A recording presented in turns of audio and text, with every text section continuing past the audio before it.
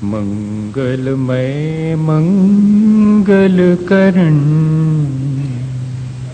वीतराग विज्ञान नमो ताहि जाते भये अरहंतादि महान जो विद्यादि सागर सुधी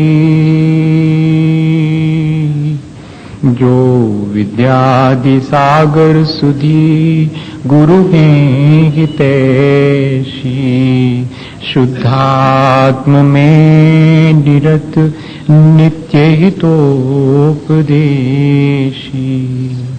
वे पाप ग्रीष्म ऋतु में जल हैं सयाने पूजून के सतत केवल ज्ञान पाने पूजून के सतत केवल ज्ञान पाने। बोले भगवान महावीर स्वामी के, आचार्य कुंद स्वामी के, आचार्य गुरुवर विद्यासागर मुनि महाराज की।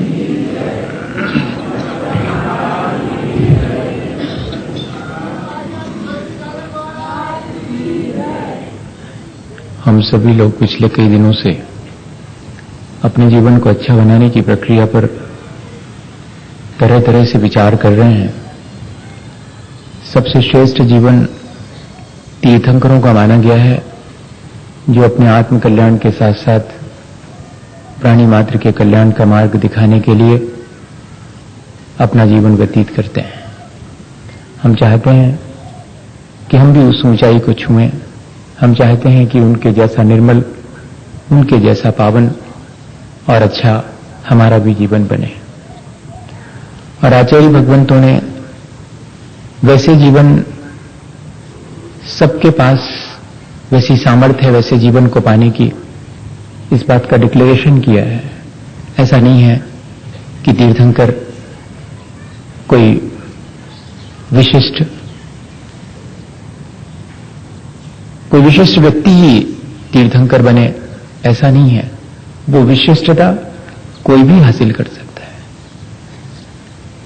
इसलिए हमने पिछले दिनों तीर्थंकर कैसे बनते हैं और हम उन तीर्थंकर के जैसे बनने के लिए कैसे भावना भा सकते हैं, इस पर विचार किया है। क्या होता है जब तक हमारे अंदर इस तरह की बात न हो, इस तरह की दृष्टि ही न हो कि हमें कैसा करना है या हम ऐसा कर सकते हैं कि नहीं कर सकते हैं, तब तक हमारे भीतर कोई प्रयत्न भी नहीं होता है। जब हमें दृष्टि मिले, हमें विचार आए उस चीज के करने का, और हमारे अंदर एक कॉन्फिडेंस डेवलप हो, सेल्फ कॉन्फिडेंस कि हाँ हम ऐसा कर सकते हैं, तो फिर हम उस तरफ प्रयत्न शुरू करते हैं। हमने पिछले दिनों यही किया है। हमने जाना है कि हम कैसे हो सकते हैं, हमारे अंदर कितनी क्षमताएं हैं, हम उनको कैसे मैनिफेस्ट कर सकते हैं, हम उनको कैसे अपने भीतर एक्सप्लोर कर सकते हैं, हम कैसे उनको अपने भीतर प्रकट कर सकते हैं, उद्घाटित कर सकते हैं। और ये बात इंडिविजुअल है। ऐसा नहीं है कि मेरे किए आपको कुछ हो जाए और आपके किए मुझे कुछ हो। नहीं, अपने किए ही अपने को होता है, ये भी हमने समझा है। तो फिर क्यों नहीं हम अपने जीवन को परिवर्तित करने की शुरुआत करें? क्यों हम एक लाभ का जो सौदा है वो क्यों ना हम करें? ऐसा भी हमने पिछले दिनों सोचा है। और एक दृष्टि हमने अपने भीतर डेवलप की है कि जैसा आत्मतत्व मेरे भीतर है, वैसा ही आत्मतत्व प्राणी मात्र के भीतर है। और जैसे ही ये दृष्टि हमारे भीतर आती है, इसी को तो कहते हैं दर्शन विशुद्धि। जो आत्मतत्व मेरे भीतर है वही प्राणी मात्र के भीतर है। मैं अपना आत्म कल्याण करूं, प्राणी मात्र भी अपना आत्म कल्याण करें। जब इस तरह की भावना उत्पन्न होती है, तब कोई तीर्थंकर की हैसियत से अपने भीतर विशिष्टता हासिल करना शुरू करता है। फिर जहां भी श्रद्धा दिखाई पड़ती है, वहां हमारा मन झुक जाता है। जहां आत्मज्ञान दिखाई पड़ता है, वहां मन झुक जाता है। जहां जीवन और आचरण पवित्र होने लगता है, वहां हमारा मन झुक जाता है। तपस्या और तपस्वी जनों के प्रति हमारा मन झुकने लगता है। जो जो अपने भीतर सद्गुणों को हासिल करते चले जाते हैं, हम उनके प्रति विनम्र होते चले जाते हैं। हमारे भीतर उनके जैसे बनने की ललक पैदा होती है, हमारे भीतर भी उनके जैसे संयमित होने का मन बनता है, और हम भावना भाना शुरू करते हैं कि हम अपने स्वभाव को प्राप्त करें और सब पापों से बचकर अपनी उस निर्मलता को हासिल करें। इसी का नाम तो शील ब्रतेश्वर नतिचार है। फिर निरंतर निरंतर मैं कैसे उस अपने आत्मा की अनंत सामर्थ्य को जानते चले जाऊं, अभीक्ष्ण ज्ञान उपयोग, और कैसे मैं निरंतर धर्म और धर्मात्माओं के संपर्क में रह करके संसार के दुखों से बचता रहूं। इसी का नाम तो अभीक्ष्ण संवेग है। और फिर जितनी सामर्थ्य हो उतना त्याग, जितनी सामर्थ्य हो का आशय है, जितनी विरक्ति उतना त्याग कर दो ना। जब मुझे कई चीजों से मेरा मन हट गया है, तो क्यों ना मैं संकल्पित हो जाऊं कि अब उन चीजों के प्रति मेरा मन कभी जाए ही ना। आज मेरा मन जिन चीजों की तरफ नहीं जा रहा है, मैंने जीवन भर के लिए तय कर लिया, पता नहीं कब मेरे भीतर फिर ऐसा भाव उत्पन्न हो कि मैं फिर उन्हीं चीजों की तरफ जाने लगूं। तो आज जब मेरा मन उन चीजों से विरक्त हो गया, तो मैं संकल्पित हो जाता हूं कि अब मैं उन चीजों को अपने जीवन में स्वीकार नहीं करूंगा। इसी का तो नाम शक्तितः त्याग है। और फिर धीरे धीरे अपने भीतर की शक्ति को हम इतना बढ़ा लेते हैं कि अपने आत्म कल्याण के अलावा और कोई इच्छा ही नहीं उत्पन्न होती है। और जब ऐसी स्थिति आती है, तब उसी को तो हम शक्तितः तप कहते हैं। हमने यहां तक अपने जीवन में ये सारी चीजें टटोल करके देखी हैं कि हाँ, ऐसा तो हम कर सकते हैं। जितना एप्लीकेबल है उतना तो हम अपने जीवन में, ठीक है 100% नहीं कर सकते हैं, लेकिन 1% तो कर सकते हैं। इन चीजों को आंशिक रूप से भी इनका स्वाद हम ले सकते हैं। और फिर हमने कल जब बैठे थे, मुझे ऐसा लग रहा है कि शायद कल कुछ लोग हमारे साथ नहीं बैठे थे, आज बैठे हैं। जो आज बैठे हैं, मैं उनसे कहना चाह रहा हूं कि मैं ये मान के चल रहा हूं कि वो पहले से भी बैठे हुए हैं। ऐसा मान करके मैंने और सारी चीज फिर से डिस्कशन की है। शायद आप नहीं भी शामिल होंगे तो आपको आज लगेगा कि नहीं, हम इतने दिन से सुनते ही तो आ रहे थे। अगर यही बातें कही हैं तो ठीक है, हमने पूरी चीजें आज क्लियर कर ली। जब हम कल बैठे थे तो हमने एक बात और कही थी, एक बात और विचार की थी कि जो अपने आत्मा की साधना में लगे हैं, जिनके माध्यम से और लोग भी अपने आत्म कल्याण के लिए प्रेरणा लेते हैं, और या कि जो सज्जन हैं, सद्गुणों से युक्त हैं, ये तीन ही प्रकार के साधु हैं। साधु की तीन परिभाषाएं बनाई थी। जो अपने आत्म कल्याण में लगे हुए हैं वे साधु हैं, जिनके निमित्त से और लोगों को आत्म कल्याण का रास्ता मिलता है। परहित संपादन ऐक कार्यम आचार्य वर्यम, ऐसे साधु जन जिनका परहित करना ही एकमात्र कार्य है, वे भी साधु हैं। और तीसरे, जिनके भीतर सद्गुण हैं, जो सज्जन हैं, उन्हें भी आचार्य भगवंतों ने साधु ही कहा है। तीन तरह से साधु को डिफाइन किया। इन तीनों के ऊपर अगर कोई उपसर्ग या विपत्ति आ जाए तो उससे इनकी रक्षा करना संभव है। जहां जहां सद्गुण है वहां विपत्तियां हमेशा आती हैं। अच्छा बताइएगा, कभी किसी चारित्रहीन पर किसी ने चारित्रहीनता का दोष लगाया? वेश्या पर किसी ने चारित्रहीनता का दोष लगाया? चारित्रवान पर ही चारित्रहीनता का दोष लगाया जाता। तो ऐसी स्थिति में अगर कोई उपसर्ग या कि विघ्न ऐसे साधु और सज्जन पुरुषों के जीवन में आ जाए तो हमारा क्या फर्ज है, हमारा क्या दायित्व है, हमारे भीतर कैसी भावना होनी चाहिए? हमारे भीतर उन्हें उस उपसर्ग और विपत्ति से सेव करने की और उनके तपस्या में सहयोगी बनने की भावना होनी चाहिए। इससे हमारा जीवन ऊंचा उठता है। कोई तो दूसरे के गुणों से ईर्ष्या करके उसे नीचा गिराना चाहता है, हम किसी गिरते हुए को संभालना चाहते हैं। इतना ही डिफरेंस है। हमारे अपने जीवन में हम देखते हैं कि अधिकांश मौकों पर हम दूसरे को संभालते नहीं हैं, बल्कि हम संभले रहें, इसके लिए दूसरे को गिराना और गिरना भी पड़े तो भी हम स्वीकार कर लेते हैं। उसको चेंज कर रहे हैं। उस भावना को चेंज कर रहे हैं कि नहीं, अब हम थोड़ी सी अपनी भावना बदलें कि अगर कोई सज्जन है, अगर कोई साधु जन है और उनके ऊपर कोई उपसर्ग और विपत्ति आती है तो हम उससे उनको सेव करें और उनकी तपस्या में सहयोगी बने। लेकिन आज एक दूसरे ढंग से उसी बात को कह रहे हैं कि उपसर्ग और विपत्ति तो नहीं आई है, लेकिन कोई शारीरिक बाधा आ जाए, रोग आदि से वे सज्जन ग्रसित हो जाएं, तब हमें उनकी सेवा करनी चाहिए। इसका नाम है साधु वैयावृत्तकरण। साधु समाधिर और वैयावृत्तकरण, साधु वैयावृत्तकरण। वैयावृत्त शब्द सेवा के अर्थ में है, लेकिन साधु जनों की सेवा करना, जो सुख के मार्ग को खोजने निकले हैं उनकी सेवा करना, जो संसार के भौतिक सुखों को खोजने निकले हैं उनकी सेवा दुनिया करती है। जो संसार के भौतिक सुखों से पार होकर के उस आत्म सुख की खोज में निकले हैं, उनके शरीर में अगर कोई व्याधि या उनके मन में कोई कलुषता उत्पन्न हो जाए, दोनों चीजें हैं, शरीर में और या कि मन में, दोनों तरह का स्वास्थ्य गड़बड़ा सकता है, शरीर का भी और मन का भी। ध्यान ज्यादा जाता है शरीर की अस्वस्थता पर, मन की अस्वस्थता पर उतना ध्यान नहीं जाता है। लेकिन आचार्य भगवंत कह रहे हैं कि यदि कोई साधु जन शारीरिक रूप से या मानसिक रूप से अस्वस्थ होने लगे, तब उनके उस अस्वस्थता को, उनकी उस डिसईज को, हाँ, डिजीज शब्द कैसे बना, जो एक सहजता है वो अगर लुप्त होने लगे तो उसी को तो डिजीज कहते हैं। और क्या है डिसईज? जो सहजता थी, जो हमारे अपने जीवन जीने का एक सरल और बहुत आसान सा ढंग से हम जी रहे थे, उसमें कहीं कोई ऑब्स्टिकल आना शुरू हो गए, वो गड़बड़ा गया उसका बैलेंस, तो इसी को तो बोलेंगे डिसीज। उस स्थिति में कोई शरीर और मन दोनों से अस्वस्थ होने लगे और लग रहा है कि वो सच्चे सुख की खोज में निकला है, तो जरूर आगे बढ़कर के उसकी मदद करना। वैसे तो सेवा सभी लोग करते हैं और सभी धर्मों में सेवा का बहुत प्रचार भी है। विनोबा ने तो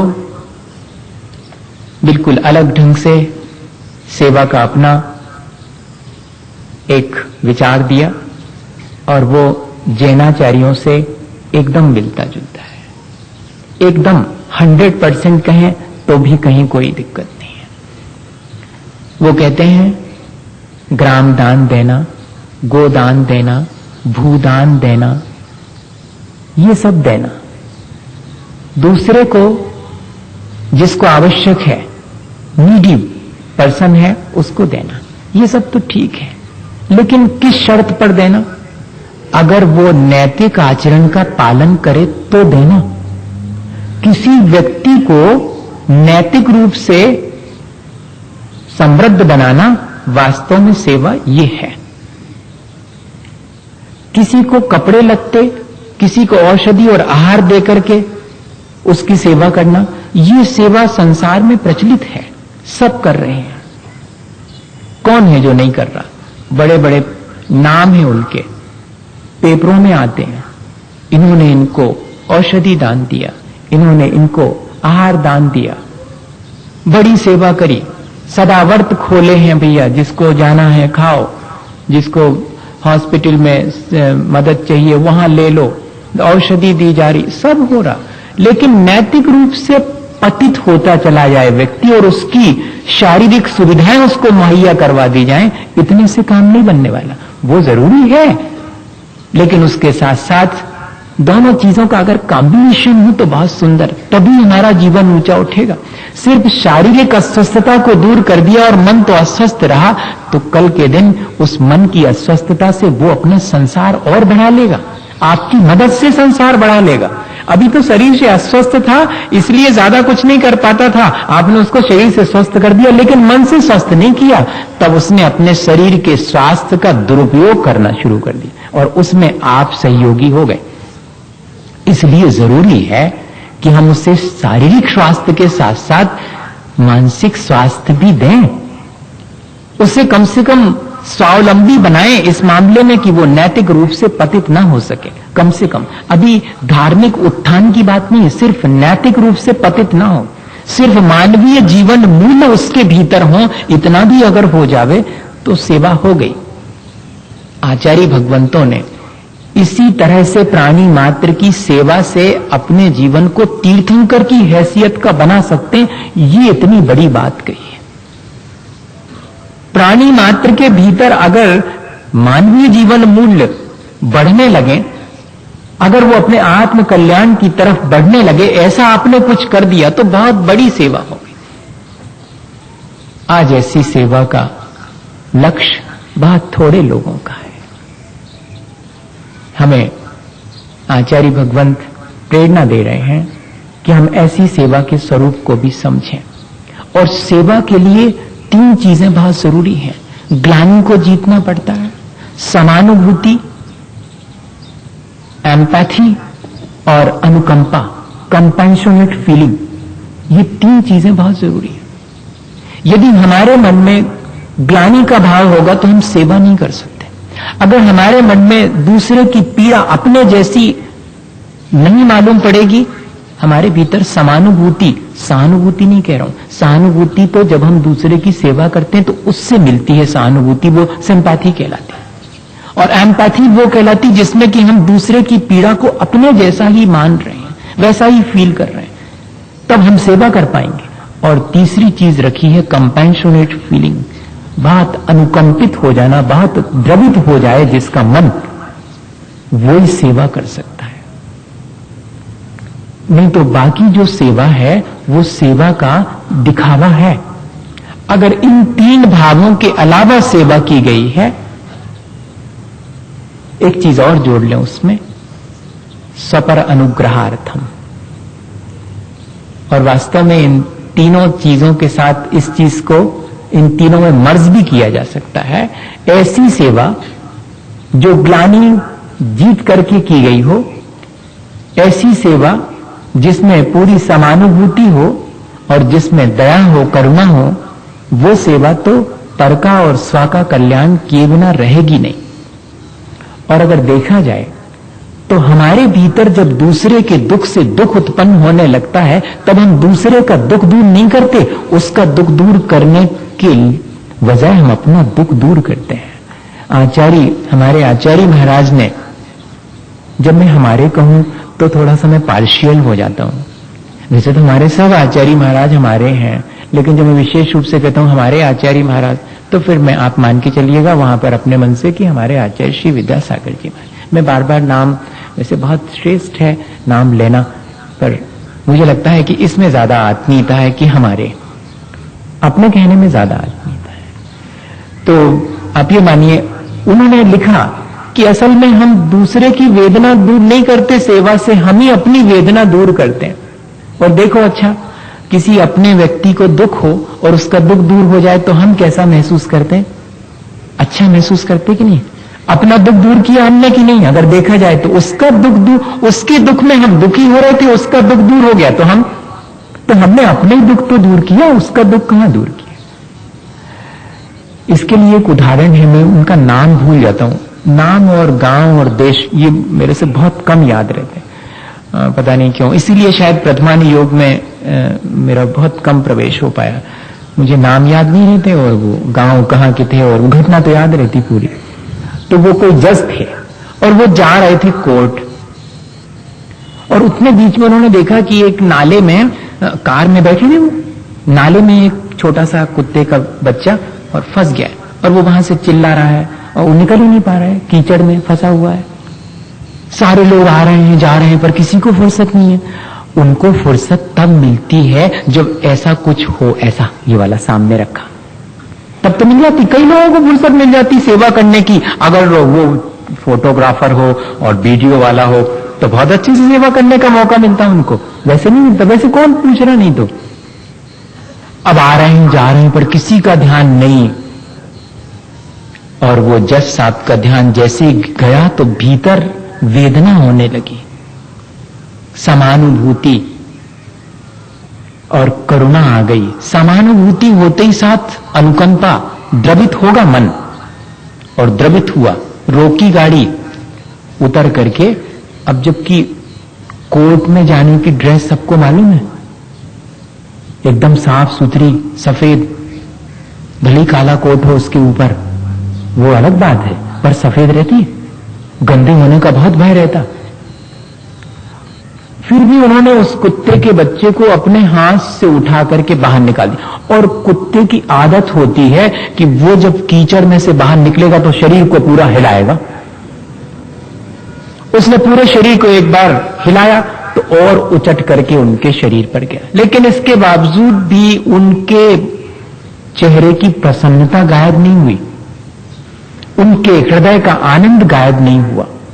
यही सेवा का महत्व है। ग्लानि जीत ली। वैसे तो नर्सेज वगैरह भी ग्लानि जीत लेती हैं, लेकिन वहां उद्देश्य ग्लानि जीतने का नहीं है, वहां तो पैसा कमाने का उद्देश्य। देखिए बात जब वन एनालिसिस कर रहे हैं, बुरा नहीं मानना चाहिए, मतलब है ऐसा तो है, आप क्या कर सकते हैं। वहां पैसे का उद्देश्य है, वहां ग्लानि जीतने का नहीं है। सो तो सीपर वगैरह तो और ग्लानि जीत लेते हैं, लेकिन वहां उनके अंदर ग्लानि जीतने जैसा, ग्लानि तब जीती जाएगी जब हमने सेवा करके अपने शरीर को गंदा भी कर लिया पर भी मन गंदा नहीं हुआ, पर मन अत्यंत प्रसन्न है, कोई स्वार्थ नहीं है। जितना निस्वार्थ होगा उतना मन प्रसन्न होगा, उतना मन आनंदित होगा। और वे आनंदित हैं और लोग देख रहे हैं कि सारे कपड़े खराब हो रहे हैं, लोग हंस रहे हैं, और वे अपनी गाड़ी में ज्यों कि त्यों बैठे, वापस भी नहीं गए कि कपड़े बदल के आएंगे, सीधे चले गए कोर्ट, क्योंकि टाइम हो गया। अपन भी बस 5 मिनट में पूरा करेंगे, क्योंकि आप कितने ही बजे शुरू करें, अपन को खत्म उतने बजे करना, ये ध्यान रखना। ये हमारी जिम्मेदारी नहीं, आपकी। चाहे जितने बजे शुरू करो, आप 9:25 पे शुरू करोगे तो 9:30 पे पूरा कर दूंगा। हाँ, ये अपने को ध्यान रखना।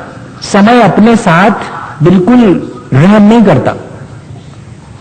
अपन इस चीज का ध्यान रख के करेंगे, आगे जब भी करेंगे। आज पहला दिन था, पहले ही मान के चल रहा हूं, पहला मानो यहां के लिए। वैसे तो अपन बहुत दिन से बैठ रहे हैं रोज, लेकिन कभी कभी गड़बड़ा जाते हैं। असल में वो कहना कि पुरानी वाली आदत है, अब वो एकदम थोड़ी जाएंगी।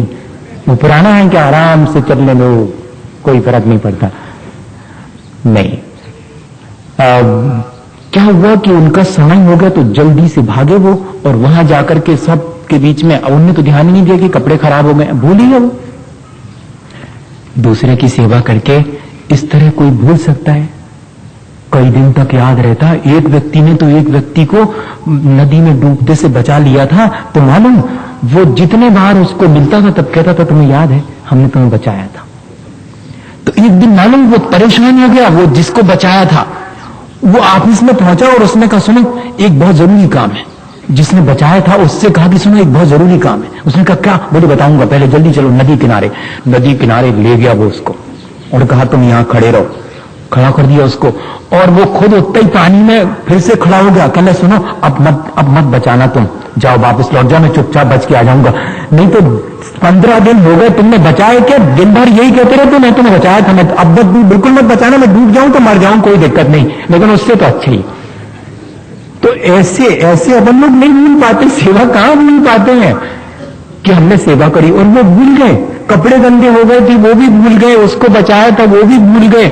लोगों ने जब पूछा कि ये कपड़े किसमें गंदे हो गए तो मुझकी ऐसा हुआ, तो लोगों ने कहा कि अरे आपने तो इस तरह से अपने आप को ही खराब कर लिया, अपने कपड़े गंदे कर लिए।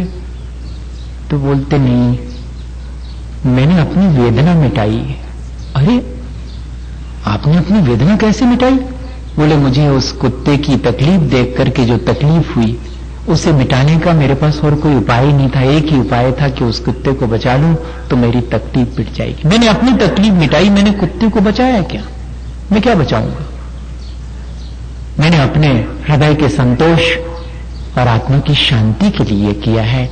भैया आचार्य भगवंतों ने भी ऐसा ही कहा है कि जब हम प्राणी मात्र के प्रति और विशेष रूप से जो सच्चे सुख की खोज में निकले हैं, आत्म सुख की खोज में निकले हैं, उनके शारीरिक और मानसिक दोनों तरह के स्वास्थ्य को बनाए रखने में उनकी मदद करते हैं, उनकी बाहर से शरीर की सेवा करते हैं, या कि उनके मन को जिस बात में प्रसन्नता हो, राग द्वेष जैसे कम हो, वैसा माहौल क्रिएट करते हैं। ये सेवा सबसे बड़ी सेवा है। आचार्यों ने लिखा कि मोक्ष मार्गी के अनुकूल वातावरण निर्मित कर देना ही उनकी सच्ची सेवा है। उनके धर्म ध्यान में सहयोगी बनना। कैसे बनेंगे धर्म ध्यान में सहयोगी? हम जो भी तपस्या करेंगे तो आप थोड़ी करेंगे, नहीं, पर आप अच्छे से कर सको, हम इतनी भावना भाते हैं, इतनी में भी अपना कल्याण। कोई व्यक्ति धर्म ध्यान अच्छे से करे, इसके लिए हमने सिर्फ वातावरण बना दिया, हमने खुद नहीं करा कुछ भी, हमको फुर्सत ही नहीं, हम तो सिर्फ वातावरण बना के चले गए, तब भी पूरा लाभ मिल गया। बताइए आप। इस तरह प्राणी मात्र के प्रति अगर हमारे अंदर सेवा का भाव है और स्वयं के उत्थान के लिए मुख्य उद्देश्य यही है, तो जरूर से यह सेवा की भावना भी हमें तीर्थंकर जितनी ऊंचाई दे सकती है। लेकिन सेवा का कॉन्सेप्ट हमारे भीतर एकदम क्लियर होना चाहिए कि हम अपने जीवन के उत्थान के लिए और प्राणी मात्र को नैतिक रूप से या मानवीय जीवन मूल्यों के उत्कर्ष के लिए उसकी मदद कर रहे हैं। ऐसी मदद, ऐसा सहयोग, ऐसी सेवा शुश्रूषा हमारे जीवन को भी ऊंचा उठाती है। इसी भावना के साथ कि हम सबका जीवन इतना अच्छा बने।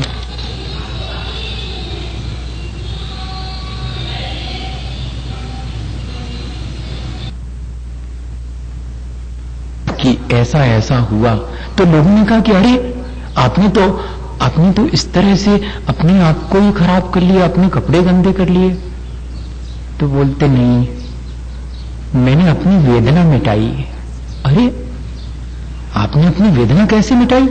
बोले मुझे उस कुत्ते की तकलीफ देख करके जो तकलीफ हुई उसे मिटाने का मेरे पास और कोई उपाय ही नहीं था। एक ही उपाय था कि उस कुत्ते को बचा लूं तो मेरी तकलीफ मिट जाएगी। मैंने अपनी तकलीफ मिटाई, मैंने कुत्ते को बचाया क्या?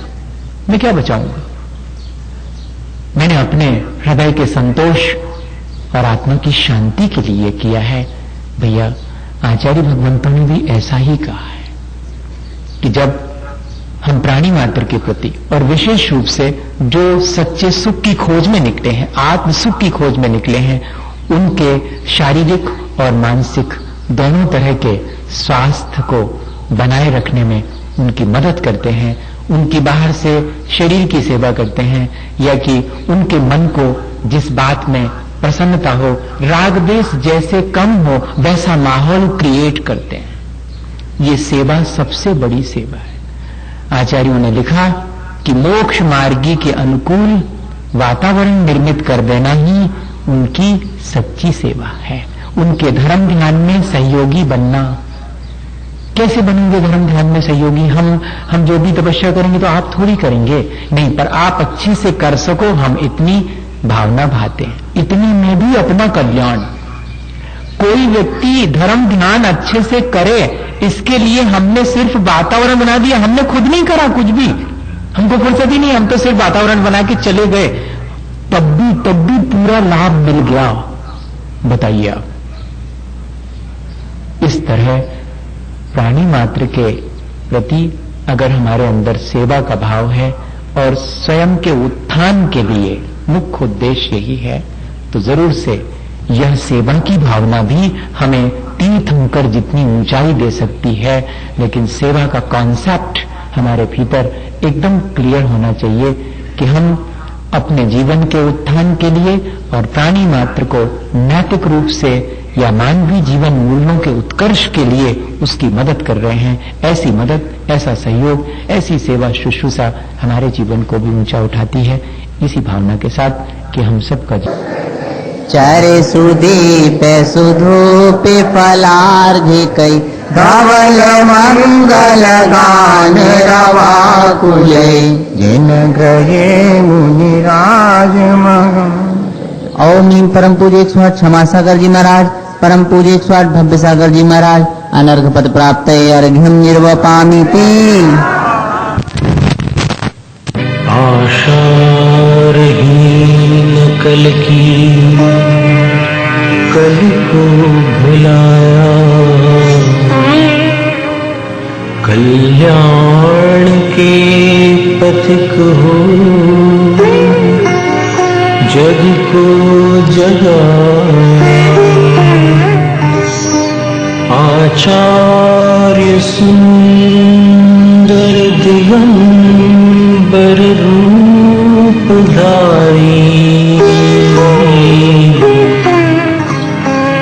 जो आपको निरखता बनता पुजारी।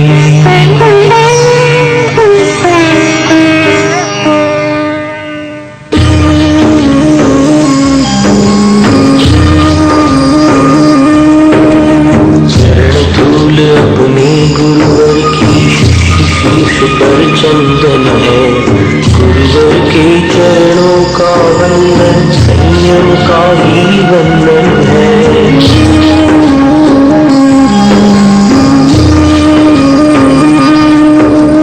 शिष्य और गुरुवर दोनों में अमिट प्रेम का बंधन है, गुरुवर की हर सांस शिष्य के भक्त हृदय का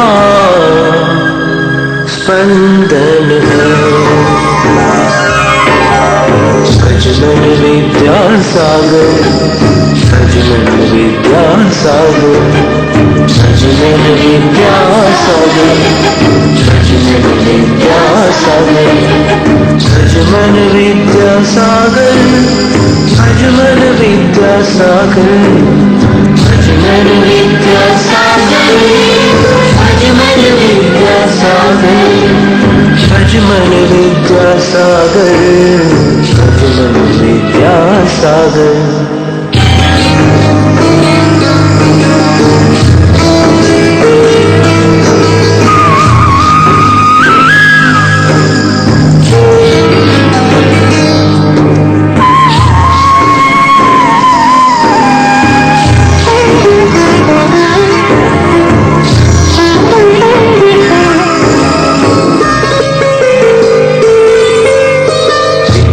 सागर मीठे सागर जल के सागर हैं खारे, सागर से सागर ना तारे ताप ताप को ना मारे।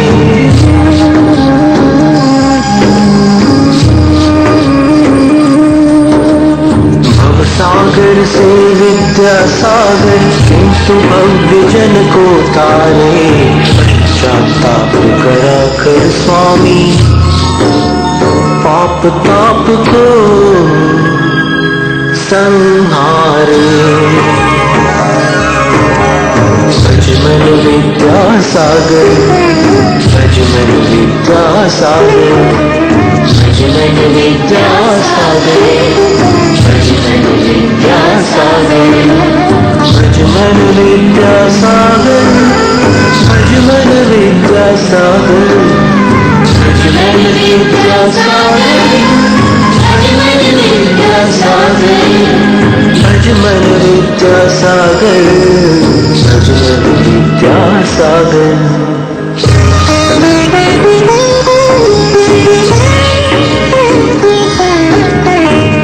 घर में पढ़ने वाले को माया बहुत छकाती है, बनता है जो दासू से काया बहुत रुलाती है।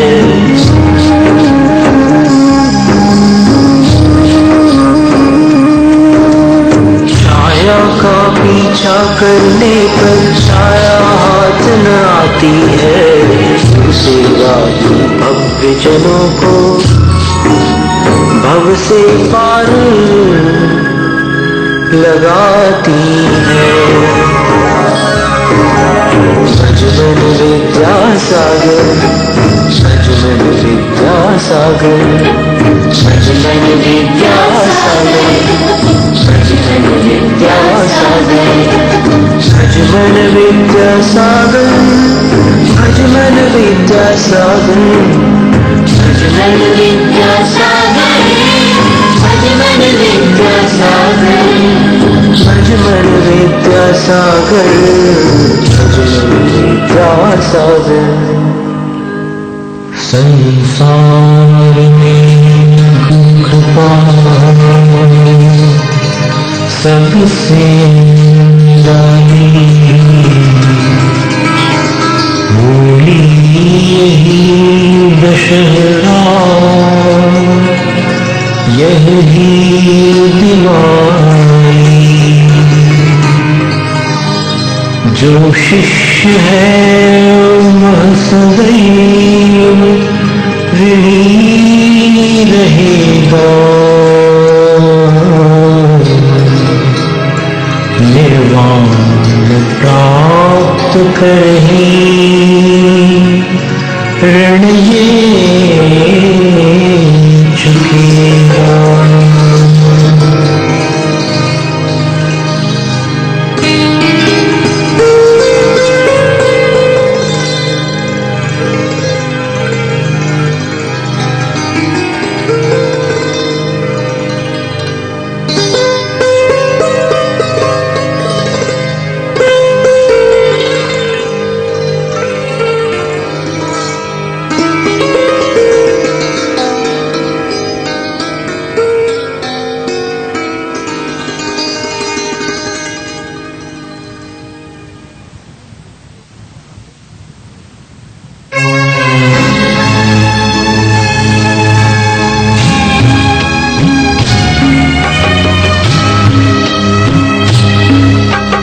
गुरु की आँखें बोलती फिर मुख की क्या बात, धन्य उसी का पाठ है जिस पर गुरु का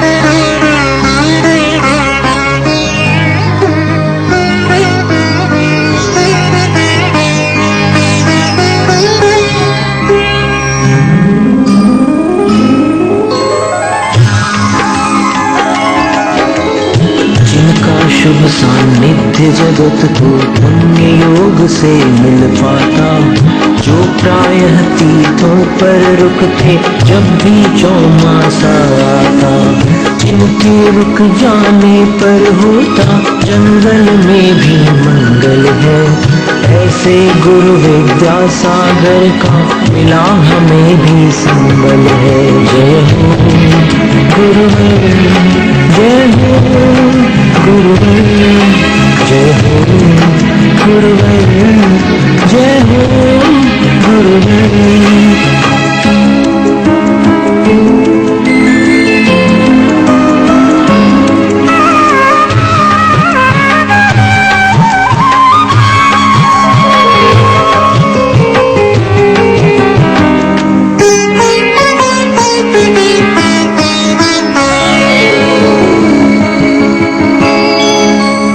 महाव्रत युक्त तपोधन भविजन से सेवित स्वामी, सत्पथ दर्शक परम दिगंबर दिव्य देह से अभिरामी, आचार्यों में प्रमुख कवीश्वर सत्समाधि सम्राट महान, आपके लिए विद्या गुरुवर नम्र सदा मम हाथ रहा। जय हो गुरुवर जय हो गुरुवर जय हो गुरुवर जय हो गुरुवर।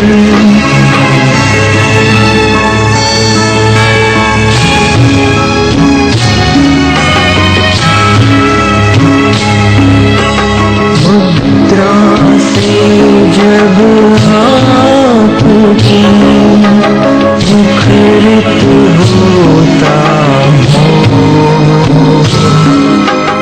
काव्य मुख माटी रचा, एक कहेगा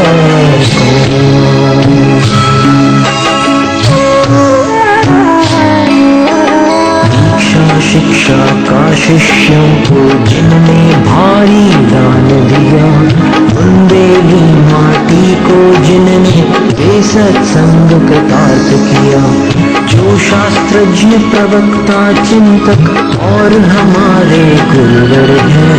रचनाकार मूक माटी के वे ही विद्यासागर हैं। जय हो गुरुवर, जय हो गुरुवर, जय हो गुरुवर, जय हो गुरुवर।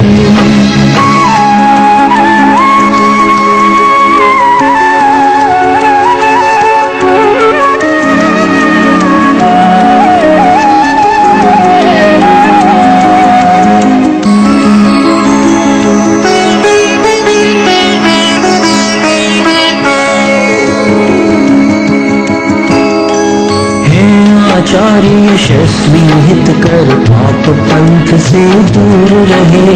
शब्द खिलाड़ी कवि अविकारी पुण्यों से भरपूर रहे। दीक्षा दाता त्राता भ्राता माता पिता सखा स्वामी। जन्मनवासी दर्शनीय नित पग हरता वे धाम। जय हो गुरुवर, जय हो गुरुवर, जय हो गुरुवर, जय हो गुरुवर।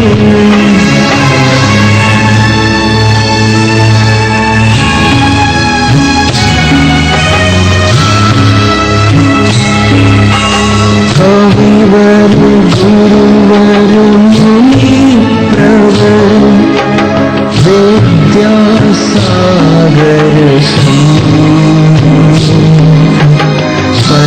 कमलों में आपके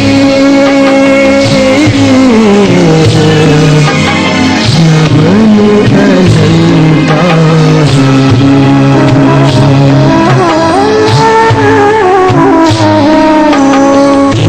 जग में निज गुरुवर के चरणों की सेवा द्वारा संचित किया अचिंतित अतिशय अचल पुण्य का भंडारा। जहाँ जहाँ पर भाग्योदय से गुरु विद्यासागर आते, वहाँ स्वयं छोटे उत्सव भी भव्य महोत्सव बन जाते। जय हो गुरुवर, जय हो गुरुवर, जय हो गुरुवर, जय हो गुरुवर।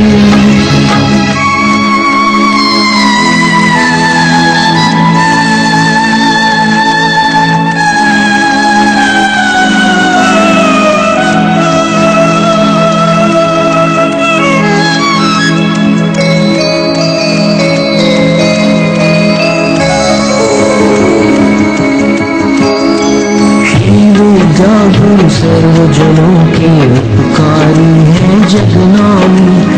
इसीलिए इस वसुंधरा पर पूजित है मेरे स्वामी। गुरुता युक्त रहे फिर भी जो गुरुवर गुरुता मुक्त रहे। बारंबार उन्हें मेरा भी नमन भक्ति से युक्त रहे। जय हो गुरुवर, जय हो गुरुवर, जय हो गुरुवर, जय हो गुरुवर।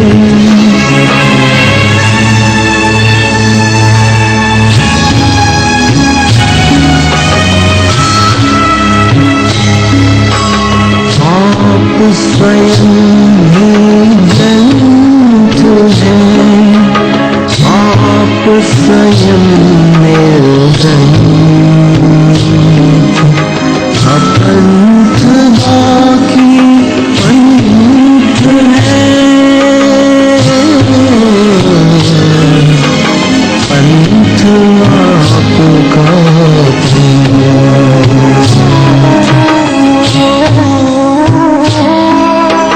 सत्य पंथ पे आश्रित है जो आश्रित नहीं कुपंथों पे है विख्यात अतः विश्रुत पर विश्रुत रहे न ग्रंथों में। राग रंग से नहीं घिरे पर भक्त जनों से घिरे हुए। दोषों पर निर्दय है लेकिन जीव दया से भरे हुए।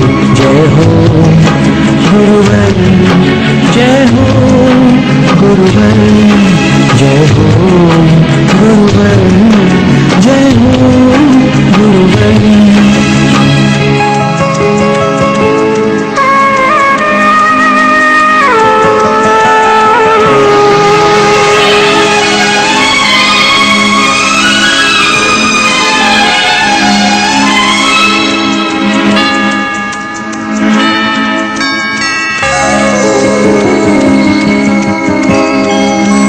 भंडार श्रवण गुण के जो चर्या जिनकी अविकारी, मुस्काता मुख शशि जिनका नित पीछे कमंडल के धारी, इंद्रिय दल को जीत चुके जो न्याय और सिद्धांत पढ़ा, वंदन उनका सदा करूं मैं भक्ति भाव के कुंज चढ़ा। जय हो गुरुवर जय हो गुरुवर जय हो गुरुवर जय हो गुरुवर।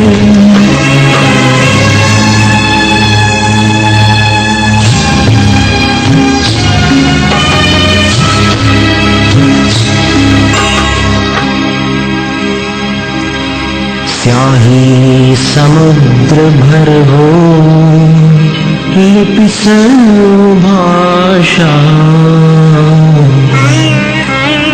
पन्ना धरा कलम हो सुरेक्ष शाखा, मां शारदा यदि सदा लिखती